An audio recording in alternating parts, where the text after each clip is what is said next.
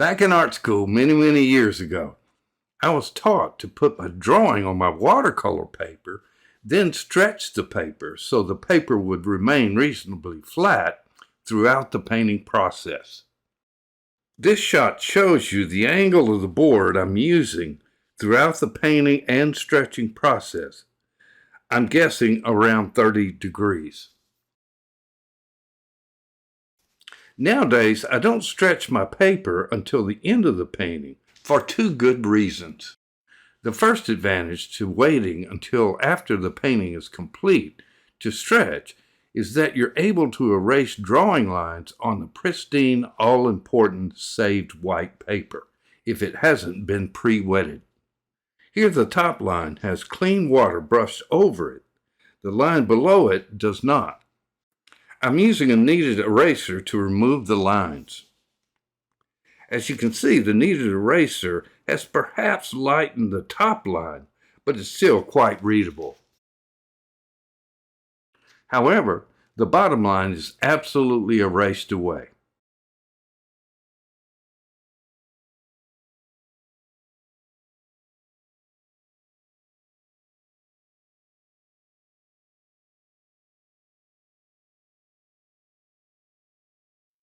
Look how the 2B pencil dirties up the flesh on the left figure, and also the white light on the top of the head of the figure on his right.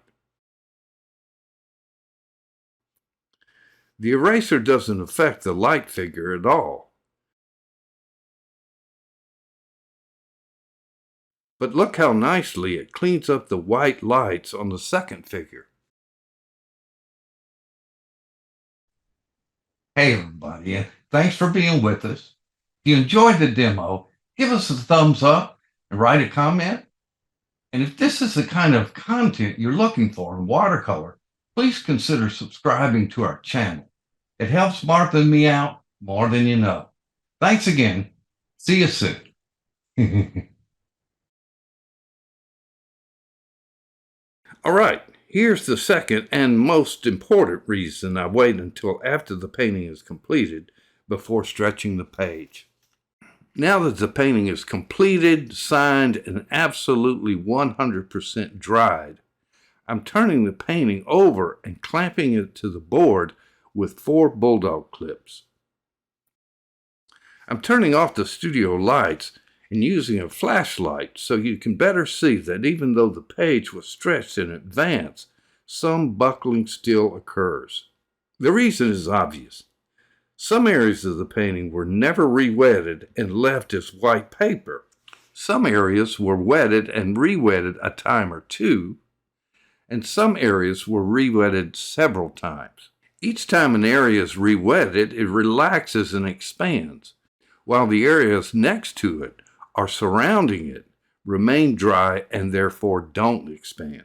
So even though the page was uniformly wetted and stretched in the beginning, some buckling still occurs. I'll be using my American Journey 2-inch flat to re-wet the backside of the painting. By working on a slant, the only danger would be to bring the loaded brush of water to the top of the page and overlap it so that the water could seep down onto the painting. So I slant my brush and gradually work to the top of the page. I've never had this happen before, but there's always a first time. Next, I'm re-wetting the sides and bottom.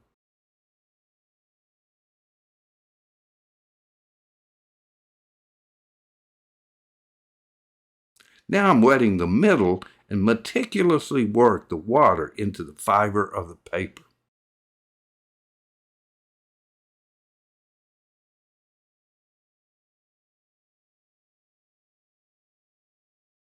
You can see the page already beginning to loosen up.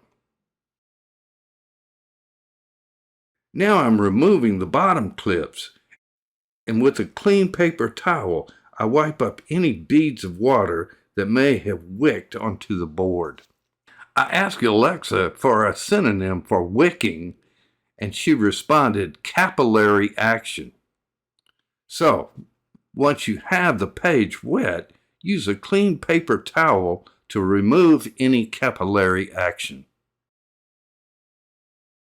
Now we pause 5 to 7 minutes for the page to gradually relax and uniformly expand. This is 5 minutes later. Okay, the page is still damp to the touch, but is completely relaxed. It's time to stretch the page nice and flat. It stretches best by pulling the 4 corners of the page from the side and middle, as in pulling a window screen flat while tacking to a frame. I clamp the top left corner to the board, then pull the page taut on the top right corner, and I'm putting a little pressure on my pull.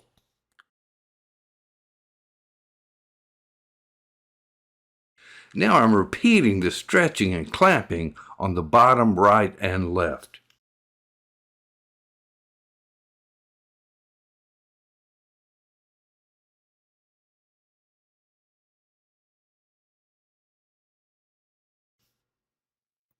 Sometimes when stretching one corner, I'll loosen another corner a little. So I go around and repeat the stretching procedure on all 4 corners a second time.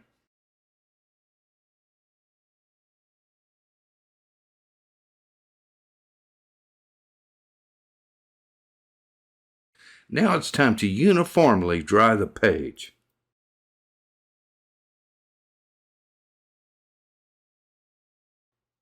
It's important to dry meticulously and methodically. Dry in both directions.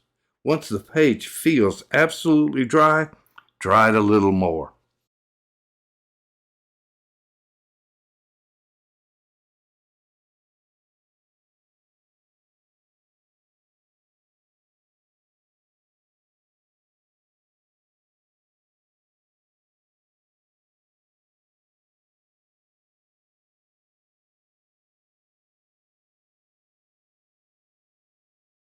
Now I'll turn the overhead light off and see how flat the page is with my flashlight.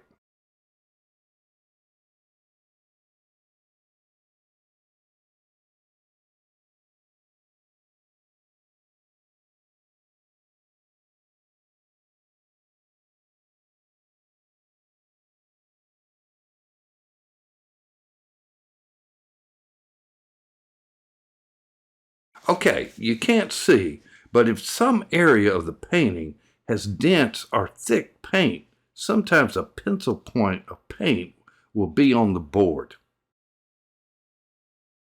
The front of the painting feels cool to the touch, which indicates a minute amount of moisture. However, it hasn't affected the painting at all. Now I clamp the painting side to the board and meticulously dry the front of the page. Now the painting is ready for the mat.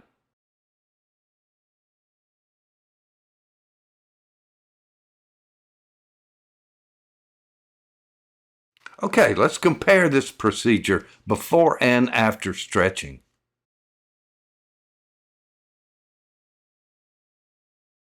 I hope this helps. Thanks for watching, and we'll see you soon.